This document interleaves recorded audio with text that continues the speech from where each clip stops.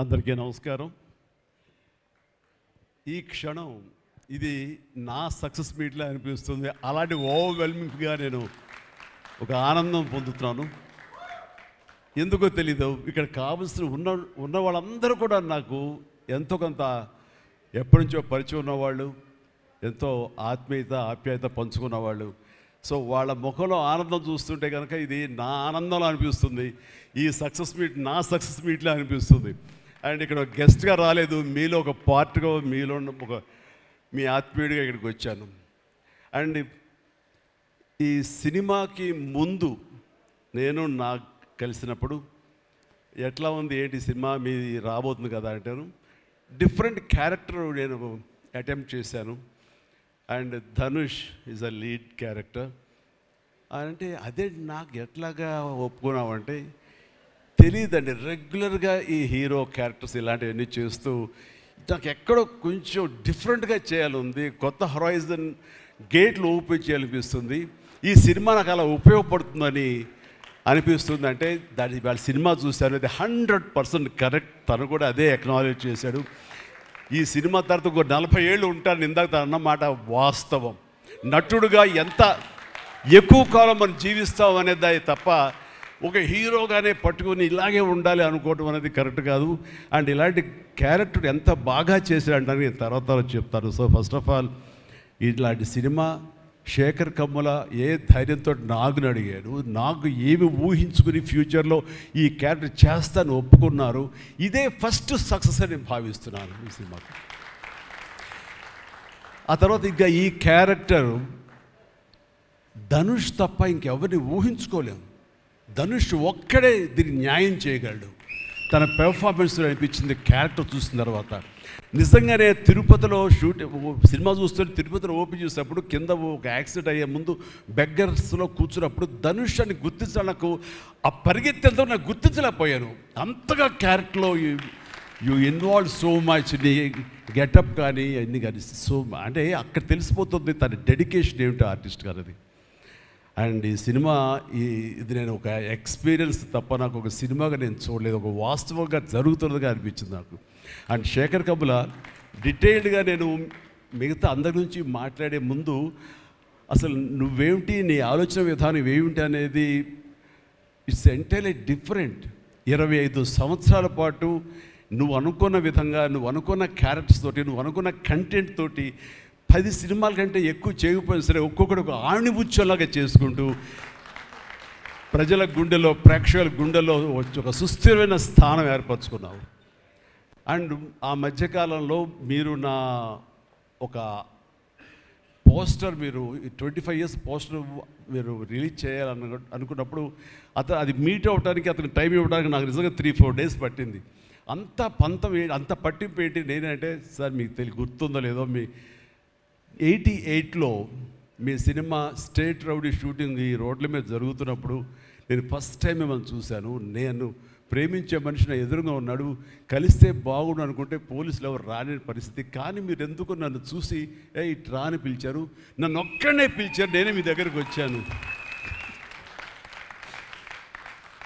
నేను ఎందుకు పిలిచానంటే అతను అందరికన్నా హైట్ ఉన్నాడు కాబట్టి ఏదో తాపత్రపడుతుంటే రమ్మని పిలిచి ఉంటాను తప్ప అతనేమనుకున్నాడంటే నా లోపల భావాలు కానివ్వండి, నేను నా ప్రేమ కానివ్వండి నేను వ్యక్తం చేయగలిగాను, అది కరెక్ట్గా కనెక్ట్ అయింది అని తను అనుకున్నాడు. బట్ ఏమనుకున్నా సరే వచ్చిన తర్వాత నన్ను మీట్ అయిన క్షణం ముందు వరకు భవిష్యత్తులో ఏం చేయాలో తెలియదు, ఎడ్యుకేషన్ ఉంది కాబట్టి ఎటు వెళ్ళాలో తెలియనటువంటి 17-18 years ఉంటాయి అప్పుడు అతనికి.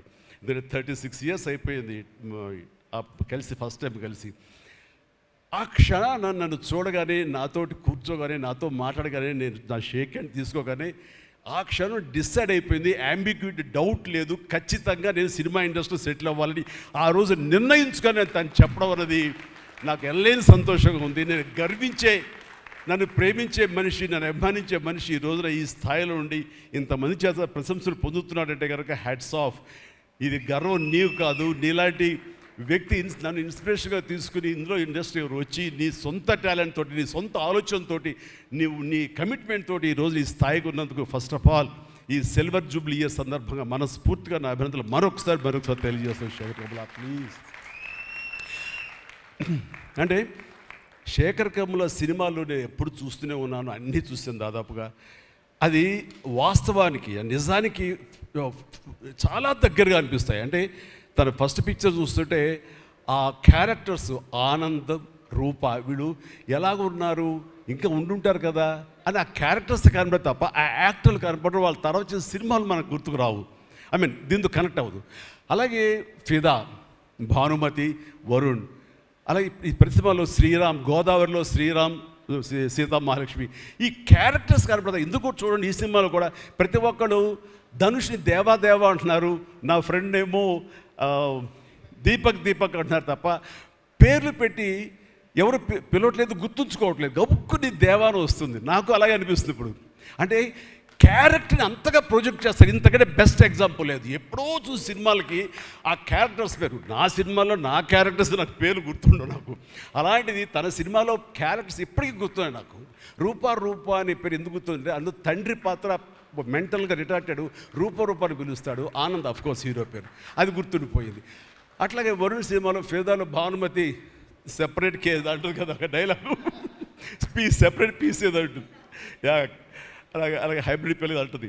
అలాగా తన క్యారెక్టర్స్ గుర్తుండిపోతాయి. అది తన గొప్పతనం. అవి వాస్తవికంగా ఎక్కడో ఇంకా ఉండుంటాయి, వాళ్ళు ఎక్కడో జీవించుంటారు అన్న ఫీలింగ్ ఇస్తుంది. అలాంటి రియల్గా అతని కాన్సెప్ట్ కానీ అది చెప్పాలంటే అదొక పిచ్చి.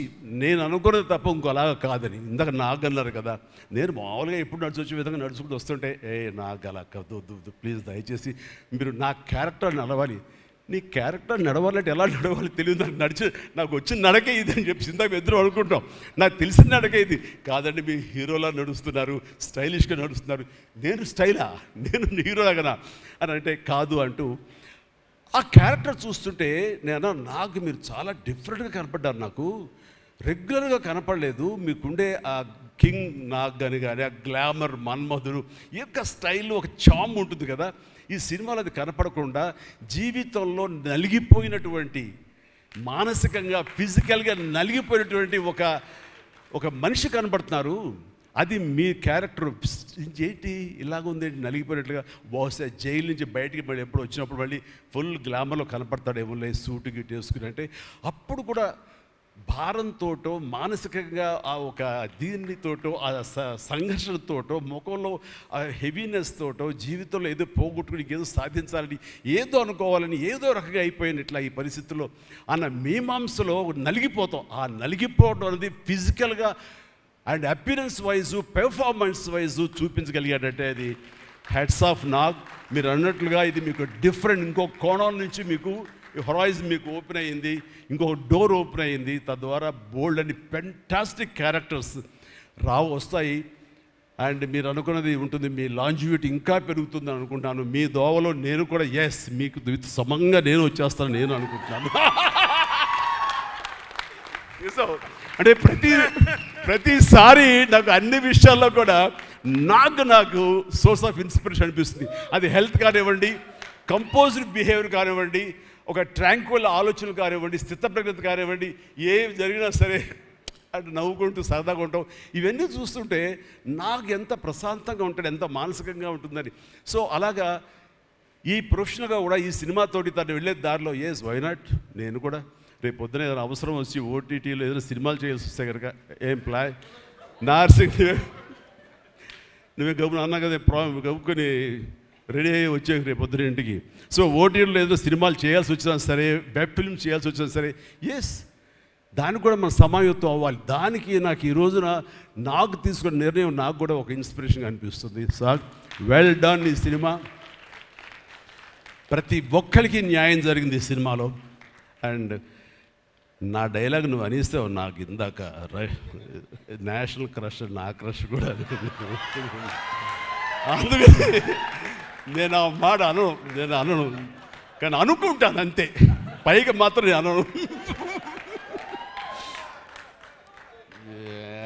సరే అమ్మా, ఫెంటాస్టిక్ అమ్మా నువ్వు. అండ్ ఇప్పుడు కదా తన ఫస్ట్ సినిమా హీరోయిన్గా వచ్చినప్పుడు ఆ సినిమాకి ఇలాగే నేను గెస్ట్గా వచ్చాను. ఆ రోజు నుంచి తన్ని అబ్జర్వ్ చేస్తుంటే నటనా పరంగా కానివ్వండి, తన ఇమేజ్ పరంగా కానివ్వండి, day by day film after film ఎక్కడికో వెళ్ళిపోయింది. ఇది నేషనల్ క్రష్ కాదు, ఇంటర్నేషనల్ క్రష్ అయిపోయింది అమ్మాయి.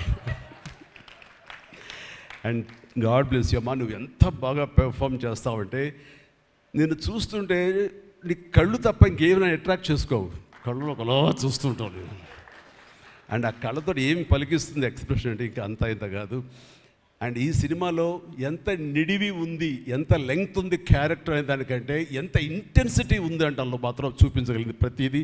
ముఖ్యంగా బిడ్డను హోల్డ్ చేసినప్పుడు అక్కడ ఒక కన్నతల్లిలాగా, ఒక అమాయకంగా ఒక ప్రియుణ్ణి మోసపోయినప్పుడు వాడి వల్ల ఎక్కేసినప్పుడు నాకు చూడాలి అందులో సౌందర్య వచ్చేసి అప్పారావు వస్తాడు ఇంకా అటు కోసం వెయిట్ చేస్తానంటే పిచ్చమొహం అన్నట్టు ఫీలింగ్ వచ్చింది. అంత అమాయకురాలాగా ఉంది. అది మళ్ళీ ఇందులో కనిపించింది నాకు, ఆ సౌందర్య కనిపించింది ఆ క్యారెక్టర్ చేయటంలో. You done fantastic job. ఆ తర్వాత సీరియస్నెస్గా పెంచుకుంటూ, ఆ తర్వాత దేవాకి సపోర్ట్గా ఉంటూ అండ్ దేవాన్ని ఓన్ చేసుకునే విధంలో మాత్రం నీ ట్రాన్స్ఫర్మేషన్ కానీ నీ characterization well design and well performed. Fantastic అమ్మా, ఫెంటాస్టిక్. అండ్ ఇంకా మిగతా క్యారెక్టర్స్ అందరూ అన్ని రకాలుగా అన్నీ బాగా చేసినా సరే నిజంగా చెప్తాను, హృదయానికి హత్తుకుపోయిన క్యారెక్టర్ ధనుష్. అంటే ఈ క్యారెక్టర్కి ధనుష్ తప్ప ఇంకెవరు లేరని, ఇంకెవరు చెయ్యలేరు. ష్యూర్ ఇంకొక హీరో లేడు. అంత పెర్ఫార్మ్ ఇచ్చి హీరో ఇమేజ్ ఉండి, స్టార్ ఇమేజ్ ఉండి, అన్ని రకాల కాంబినేషన్లో ఉండి చేసే మనిషి అంటే the one and only star in India is Dhanush. ధనుష్ని మైండ్లో పెట్టుకుని ఈ క్యారెక్టర్ డిజైన్ చేసావా శేఖర్? లేదు, నీ క్యారెక్టర్కి అతను అనుకోకుండా సరిపోయాడా అని అంటే నాకు లేదు. నువ్వు ధనుష్ని దృష్టిలో పెట్టుకుని ఈ క్యారెక్టర్ డిజైన్ చేసేవేమో అనుకో అనిపిస్తుంది నాకు. ఎందుకంటే ఈయన సపోజ్ నేను చేయలేని శేఖర్, ఐ వెరీ సారీ, நான் ரொம்ப பிஸியாக இருக்கேன், நான் பண்ண முடியாது అని சொன்னா என்ன பண்ணுவேని? ఎవరున్నారు చేయడానికి? నన్ను అడిగితే నా వల్ల కాదు, నాకు వద్దని బాబు ఈ కష్టాలు ఇవి నాకు ఇలా ఎవరు లేరు. అంత న్యాచురల్గా ఆ క్యారెక్టర్లో ఇమిడిపోయి ఆ క్యారెక్టర్ని అంత బాగా చూపించడం అనేది ధనుష్ తప్ప ఇంకెవరు లేరు. ధనుష్ నీకు బెస్ట్ యాక్టర్ అని చాలా మామూలు అయిపోయింది. మాకు ఎప్పుడైనా వస్తే వావ్ నాకు వచ్చిందో నేషనల్ బెస్ట్ యాక్టర్ అనుకోవాలి తప్ప నేను. బట్ నీకు ఇది మామూలు అయిపోయింది. మళ్ళీ ముందస్తుగా నీకు అడ్వాన్స్గా చెప్పేస్తున్నాను, నీకు కంగ్రాట్స్. నీకు బెస్ట్ యాక్టర్ అనేది ఖచ్చితంగా రావాలి. లేకపోతే నీకు నేషనల్ అవార్డ్స్కి అనేదానికి మళ్ళీ అర్థం లేదు. బట్ అది నీకు ఇది మామూలే, కానీ నీకు ఈ సినిమాకి వస్తే కనుక ఇందులో ప్రతి ఒక్కరికి ఇది గర్వకారణం. అది definite you will win. Fantastic. ఇక ప్రొడ్యూసర్స్గా మన సునీల్ ఉన్నాడు. సునీల్, భారత్ వీళ్ళిద్దరికంటే కూడా వాళ్ళ నాన్నగారు నాకు అత్యంతమైనటువంటి గౌరవనీయులు. అంత పెద్ద మనిషి ఆయన, అంత నిక్కార్సైన మనిషి. ఈ సినిమా బిజినెస్లో అంత ఆనెస్ట్తో ఉండే మనుషులు ఎవ్వరు లేరు. నాకు తెలిసి నాగార్జున ఎవరి కాళ్ళకి దండం పెట్టడు, ఒక్క మీ నాన్నగారికి తప్ప. ఆయన నాకు అంతే ఇష్టం, నేను ఆయనకి అలాగే ప్రణామం చేస్తాను. అంతటి ఇది ఆయనకు పుట్టిన బిడ్డలుగా ఆయన గౌరవాన్ని కాపాడుతూ ఆయన లెగసీని కంటిన్యూ చేస్తూ మీరిద్దరు ముందుకు వెళ్ళటం, మీరే కాకుండా థర్డ్ జనరేషన్ జాన్వి కూడా అదే దాంట్లో వెళ్ళటం అనేది జరుగుతుంది. మొన్న ఒక మాట అన్నావు, చెప్పచ్చు కదా? చెప్పనా? ఓకే సార్, మళ్ళీ మాకు సినిమా చేయాలి సార్. మీరు వద్దులేవా, మీరు అది రకరకాలు చేసుకుంటున్నారు కదా, మళ్ళీ ఎందుకు అని. సార్, మా నాన్నగారు మీ సినిమాలో డిస్ట్రిబ్యూట్ చేసి మేము బాగా డబ్బులు గడించాం సార్ అప్పుడు నైజాంలో. మీరు అప్పుడు నైజాంలో మీ సినిమాలు అంటే నైజాం కింగ్ అనుకునేవాళ్ళం మేము. ఆ తర్వాత మేము కొంచెం ప్రయత్నం చేసాం సార్, మాకు బాగా డబ్బులు వచ్చింది సార్, కానీ అల్లు అరవింద్ గారు ఇక్కడ పెట్టేసరికి మాకు అవకాశం లేకుండా పోయింది. ఏమనట్లే ఇప్పుడు అది అది అది కట్ చేసేస్తాలే ఆ ముక్క, లేదు అది ఎడిటింగ్లో తీసేస్తాలే.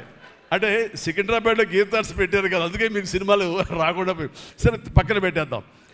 ఆ తర్వాత మీ థర్డ్ జనరేషన్ జాహ్నవి సినిమా తీసి ప్రొడ్యూసర్గా అమ్మాయి రావాలనుకుంటుంది అనుకున్నప్పుడు I wish all the best for her.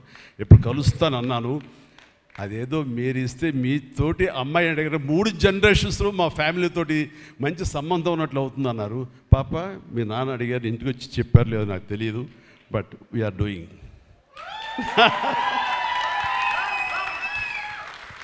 Dhanush చేసిన ఛాలెంజింగ్ లాంటి క్యారెక్టర్స్ వద్దమ్మా. ఫన్ ఓరియంటెడ్, మాస్ ఓరియంటెడ్, మనది సరదాగా గ్లామర్ ఇంతే. Okay, right. సో ఈ రకంగా 3వ జనరేషన్ కూడా ఎస్ ప్లీజ్ ఈ లెగసీ ఇలాగే కంటిన్యూ అవుతుండాలి, మీ ఫ్యామిలీ బాగుండాలి నాన్నగారు ఆశీస్సులతోటి. అండ్ ఇలాంటి కుబేరా సినిమాలు మరి ఎన్నో సక్సెస్ఫుల్ సినిమాలు చేయాలి. ఇందాక ధనుష్ అన్నట్లుగా మీ మొక్కల ముందు నవ్వు ఉండాలి. ఇప్పుడు నవ్వు కొంచెం ప్లీజ్. Thank you. మీరు నవ్వుతూ ఉంటేనే మా అందరికీ నవ్వు ఉంటుంది, మేము నవ్వుతూ ఉంటాం. Thank you. అండ్ మిగతా టెక్నీషియన్స్ పరంగా చూస్తే కనుక నికేత్ కెమెరామెన్, డిఓపి నేను ఎప్పుడు చూడలేదు. Hi Niketh, I haven't seen your films. I don't remember even. But the way you are presenting yourself here is very much appreciable. I could see the energy, what you are pouring here, definitely it will reflect on the stage. Otherwise, Nagarjuna would have been praised you so much. And you also grab my attention. And future, I don't know, yes, maybe. And you have done a fantastic job. So initially when villain scenes are happening, that time I could see the top floor swimming pool. There I could see the richness of the film. So hardly they would have spent anything. So riches comes not because of the money. Riches comes with your viewfinder. So that way our credit goes to the whole film has grabbed attention and it looks very rich. So definitely please, I will awaiting you in future, and all the very best. Good luck. Done a great job as far as the camera is concerned. And then మా యోగేశ్వరుడు మా పెద్ద అనుకోండి పాపం లేని వయసు వద్దు sir కూర్చోండి sir మీరు please sit down take your seat కూర్చో సార్ మీరు లెగదు సార్ మమ్మల్ని ఇబ్బందిగా ఉంటుంది ఇద్దరం చాలా నువ్వు అనుకుని మాట్లాడే పరిచయం మాకు శుభలేఖ సినిమా నుంచి 1980 నుంచి వీఆర్ వర్కింగ్ టుగెదర్ ఈ మధ్యకాలం వరకు కూడా ఎప్పుడైనా సెట్కి వస్తాడు రాగానే సినిమా అడుగుతాడేమో నెక్స్ట్ సినిమా ఏం చేద్దాం అడుగుతాడంటే బాబాయ్ ఈసారి మీ ఇంటి నుంచి నాకు ఆవకాయ పచ్చడి రాలా అంటాడు mango pickle as far mango pickle from my house so ఈసారి పంపించాను బాబు వస్తుంది శుభం ఫెంటాస్టిక్ నువ్వు ఈ వయసులో కూడా ఇంత బాగా పనిచేస్తున్నావు ఇంత కష్టపడుతున్నావు అంటే కనుక అవసరమా అనిపిస్తుంది రిటైర్ అవ్వచ్చు కదా హ్యాపీగా రెస్ట్ తీసుకోవచ్చు కదా అని కానీ మన సోల్స్ అవే రిటైర్మెంట్ అది తీసుకోలేము కష్టపడి పనిచేయటంలోనే మనకు ఆనందం ఉంటుంది కష్టపడి పనిచేయటంలోనే ఈ ఇష్టమైన పురుషుల్లో మనం ఉంటాం మన లాంజివిటీ ఉండాలి అంటే మనం ఇందులోనే ఉండాలి ఖచ్చితంగా అండ్ భగవంతుడు ఇంకా సంపూర్ణ ఆయురారోగ్యాలు ఇవ్వాలి నాన్నగారు ఆయన పనితనం నాకు గుర్తుంది ఆయన దగ్గర కూడా పనిచేశాను నేను అలాగే ఇప్పుడు నీతో కూడా పని కొనసాగిస్తున్నాను అండ్ ఈ సినిమాలో నువ్వు పార్ట్ అవటం అనేది it is great wonderful Tharani please and ఇక్కడ చూస్తుంటే యంగ్స్టర్స్ ఎంత ఎంతూజియాస్టిక్గా ఉన్నారంటే వాళ్ళందరినీ పేరున నేను పిల్లలని కానీ యంగ్స్టర్స్ అంటే ఇండస్ట్రీ ఎంత ఫ్రెష్గా ఎంత యంగ్స్టర్స్ తోటి ఎనర్జీతో ఉంది అంటే అంత అయితే కాదు నాకు అనిపిస్తుంది అబ్బా మన ఇండస్ట్రీ ఏమైనా ముసలిదైపోయిందా అని అనిపిస్తుంది అప్పుడప్పుడు అద్దంలో మమ్మల్ని మేము చూసుకుంటూ కానీ ఈరోజు ఇక్కడ చూస్తుంటే కనుక ఇంతమంది యంగ్స్టర్స్ తోటి అండ్ చాలా బబ్లింగ్గా చాలా బాగుంది ఈ ఇండస్ట్రీ కొనసాగాలి ఎలాగే అంటే కనుక మీలాంటి యంగ్స్టర్స్ రావాలి ఇలాంటి యంగ్స్టర్స్ వల్లనే మేమంతా పుంజుకుంటాం నేను ఈ రోజున కొత్త డైరెక్టర్స్తో పనిచేస్తాను అనిల్ రావుపూడి కానీ బాబీ డైరెక్టర్ కానీ వశిష్ఠ్ కానీ ఇలాంటి యంగ్స్టర్స్ పనిచేస్తుంటే ఎక్కడ లేని ఎనర్జీ వాళ్ళ దగ్గర ఉంటుంది వాళ్ళ నుంచి కొత్తను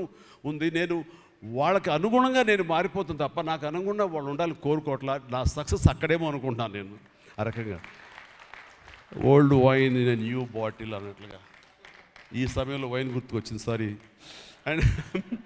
అండ్ అలాగా ఇదే ఎనర్జీతోటి ఇదే యంగ్స్టర్స్ తోటి ఇండస్ట్రీ కలకలాలని కోరుకుంటున్నాను and last but not least my brother నాకు బిడ్డతో సమానం దేవిశ్రీ ప్రసాద్ అండ్ దేవిశ్రీ ప్రసాద్ తన ఎనర్జీ అంటే ఇందాక చూశారు కదండి లైవ్ షో చేసేసాడు ఇక్కడ ఆ తర్వాత ఏం మాట్లాడాలో ఎవరికి ఏం తుయ్యినటువంటి పరిస్థితి మొత్తం అంతా షో గ్రాప్ చేశాడు బట్ నేను మళ్ళీ కమ్బ్యాక్ తర్వాత పొలిటికల్గా కొన్నాళ్ళు ఉండి 1915లో 150 సినిమా చేసిన దగ్గర నుంచి అంతకుముందు తన సినిమాలతోనే ఎంబీబీఎస్ కానీ జిందాబాద్ కానీ అన్నీ అయిన తర్వాత మళ్ళీ తన వలన నా మ్యూజికల్ అనేది ఏర్పడేదేమో అనుకుంటున్నాను. అలాంటి గ్రేట్ మ్యూజిక్స్ నాకు ఇచ్చి మళ్ళీ నేను నిలబడడానికి దోహదపడ్డాడు మనోడు. యూ ప్లీజ్ వద్దు అలా చేయదు ప్లీజ్ దోహదపడ్డాడు. మీరంతా సరస్వతి పుత్రులయ్యా ప్లీజ్ బంగారం ప్లీజ్. అండ్ తను ఎనర్జీ డే బై డే పెరిగిపోతుంది, తన టాలెంట్ డే బై డే పెరిగిపోతుంది. ఇక నేషనల్ నుంచి మన రీజనల్ నుంచి నేషనల్ లెవెల్కి ఎలా ఎదిగిపోయాడో మనం చూసాము. ఆ హోల్ ఇండియా తన గురించి ఎలాగా కీర్తిస్తుంది అనేది మనం ఈ పుష్ప 1 and 2 చూస్తున్నాము. ఇప్పుడు ఈ సినిమా కుబేర్లో కూడాను ఎక్కడ డ్యూయట్ సాంగ్స్ లేవు కదా అని అనిపిస్తుంది, కానీ ఒక్క సాంగ్ ధనుష్ పాడిన ఆ సాంగ్ ఎంతగానో ఆకట్టుకుందంటే అంతా ఇంత కాదు. దానికి ఇద్దరు ఒకరొకరు కాంప్లిమెంట్ చేసుకుంటూ ఆ సాంగ్ అంత బాగా హిట్ అవడానికి దోహదపడింది. అట్లాగే సినిమా చూస్తుంటే మ్యూజికల్గా ఉంది తప్ప నాకు ఎక్కడ డ్యూయట్ సాంగ్స్ వేరే లేవి అనే ఫీలింగ్ రాలేదు. And that's the magic of Devi Sri Prasad. రికార్డింగ్లో కూడా చాలా హృదయంగా మదర్ తోటి పాడిన పాట రోడ్డు మీద యాక్సిడెంట్ అయిన తర్వాత అబ్బా కన్నింటికి నీళ్ళు వచ్చేసి నాకు. మన రైతుల మీద పాడే గుర్తుందా మన 150 సినిమాలో నీరు నీరు నీరు అంటూ దాన్ని మరిపించిన సాంగ్లో అనిపించింది. అండ్ అది వెరీ మచ్ రిలవెంట్ సాంగ్. అట్లాగా తన బ్యాక్గ్రౌండ్ కూడా తన సాంగ్స్ ద్వారా అవన్నీ కూడా అత్యద్భుతంగా కనిపించేలాగా వినిపించేలాగా చేశారు. దానికి దోహదపడినటువంటి లిరిసిస్టులు ఇక్కడే ఉన్నారు. భాస్కర్ భట్లాను, ఇందాక ఇంకో ఆయన పేరు చెప్పారు నందకిషోర్ గారు, అలాగే మన చంద్రబోస్ గారు. అండ్ వీళ్ళందరూ కూడా నేను హృదయపూర్వక అభినందనలు తెలియజేస్తాను. అండ్ ఈ రోజున ఇక్కడ రావటం అన్నది నేను చాలా ఆనందం అనుభవిస్తాను ఇక్కడ మీ అందరితో పాటు. అండ్ ఇలాంటి సినిమాలు రావాలి, ఎందుకంటే సినిమా సక్సెస్ అనేది గగనమైపోతున్న రోజులు ఇవి. థియేటర్స్కి ఆడియన్స్ రప్పించడం అనేది మహా గగనమైపోతున్న రోజులు ఇవి. రావటం కష్టంగా ఉంది. ఎలాగ సినిమా థియేటర్లు కానివ్వండి ఇవి ఎట్లాగ సస్టైన్ చేయాలి, ఎలా నిలబడాలి అనేది చాలా క్లిష్ట పరిస్థితుల్లో ఇలాంటి సినిమాలు, ఇలా కంటెంట్ ఉన్న సినిమాలు, అంటే హృదయంగా ఉన్న సినిమాలు, ఎమోషనల్ సినిమాలు and big event big films ఇందాక చెప్పినట్టుగా మనవాళ్ళు అవన్నీ కూడా ఆడొచ్చు. కానీ ఇలాంటి సినిమాలు కూడా ఆడి ఎస్ కంటెంట్ మనం సరిగ్గా ఇవ్వగలిగితే, వాళ్ళ హృదయాన్ని మనం తాకగలిగితే ఖచ్చితంగా ఈ సినిమాలు చూస్తారు, థియేటర్కి వస్తారు అనే ఒక ధైర్యాన్ని భరోసాని ఇచ్చిన సినిమాలు ఈ మధ్యకాలం చూస్తున్నాము. చిన్న చిన్న సినిమాలు అయితే పెద్ద సినిమాలు అవుతాయి. అందులో ఈ రోజున శేఖర్ మీరు మరొకసారి నిరూపించారు. ఇందాక ఎవరో మిమ్మల్ని చేశారు, నిజంగా మనస్ఫూర్తి చెప్తాను, క్రెడిట్ గోస్ టు యూ. ఒక ధైర్యాన్ని ఇచ్చింది ఇలాంటి సినిమాలు చేయొచ్చని. ఇంకా ఈ పెద్ద పెద్ద సినిమాలు తప్ప, రక్తపాతాలు తప్ప, కొట్టుకోవడాలు తప్ప, నరుకోవడాలు తప్ప ఇంక ఇలాంటి సినిమాలు రావా, వస్తే చూడరా, ఇవన్నీ 10 రోజులు ఆగితేనో నెల ఆగితేనో ఓటీటీలో చూసేద్దాంలే అని దాంతో ఉండిపోతారా, ఏమైపోతే ఇండస్ట్రీ అనేటువంటి ఒక అభద్రతా భావం నుంచి ఈ సినిమా ద్వారా ఎస్ ఇలా తీయగలిగితే, సత్తా చూపగలిగితే, హ్యూమన్ ఎమోషన్స్ని టచ్ చేయగలిగితే, కంటెంట్ కొత్తగా ఉండగలిగితే కనుక థియేటర్కి వస్తారు, చూస్తారు భరోసా ఇచ్చావు. Thank you so much. And God bless you, God bless you, and God bless you all. Please ప్రతి ఒక్కళ్ళు నాకు ఈ అవకాశం ఇచ్చినటువంటి ప్రొడ్యూసర్స్ గారికి, రామ్మోహన్ రావు గారికి, అలాగే భారత్ పాప నీకు కూడా అందరికీ నా హృదయపూర్వక ధన్యవాదాలు. మరొకసారి ఇక్కడ ఉన్నటువంటి 50 మంది యంగ్స్టర్స్కి అండ్ రెస్పెక్టెడ్ టెక్నీషియన్స్కి నా శుభాకాంక్షలు, నా ధన్యవాదాలు తెలియజేస్తాను. మరొకసారి love you man, love you, love you, love you, love you, love you, God bless you. And ఇప్పుడు మీ దారిలో నేను నడుస్తాను. Follow the leader. Thank you Shyamala, you done a good job. God bless, God bless.